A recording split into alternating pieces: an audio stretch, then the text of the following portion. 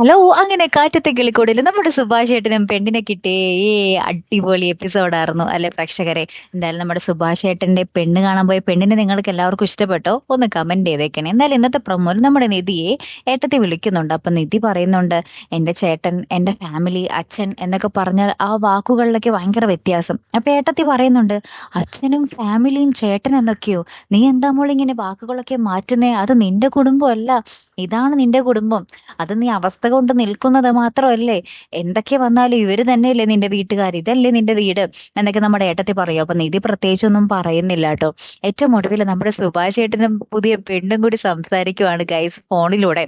അപ്പൊ ആ പെണ്ണിങ്ങനെ നമ്മുടെ സുഭാഷ് ഏട്ടനോട് ചോദിക്കുന്നുണ്ട്, എന്നെ ഇഷ്ടായോ, ഞാൻ സുന്ദരിയാണോ എന്നൊക്കെ ചോദിക്കും. അപ്പൊ സുഭാഷ് ഏട്ടൻ പറയുന്നുണ്ട്, പിന്നെ സുന്ദരിയാണ് എന്നൊക്കെ പറഞ്ഞ് അവര് ഭയങ്കര കളിച്ചും ചിരിച്ചും തമാശയിൽ ഇങ്ങനെ സംസാരിക്കുന്ന ഒരു നിമിഷങ്ങളാട്ടോ കൂട്ടുകാരെ നമുക്ക് കാണുവാൻ സാധിക്കുന്നത്. അപ്പൊ ഇന്നത്തെ ഒരു എപ്പിസോഡ് കാണുമ്പോൾ നമ്മുടെ സുനന്ദ ഏകദേശം ഔട്ടായ സ്ഥിതിയാട്ടോ. കാത്തിരുന്ന് തന്നെ കാണാം. അപ്പൊ അടുത്തൊരു വീഡിയോയുമായി വരുന്നത് വരയ്ക്കും ഗുഡ് ബൈ.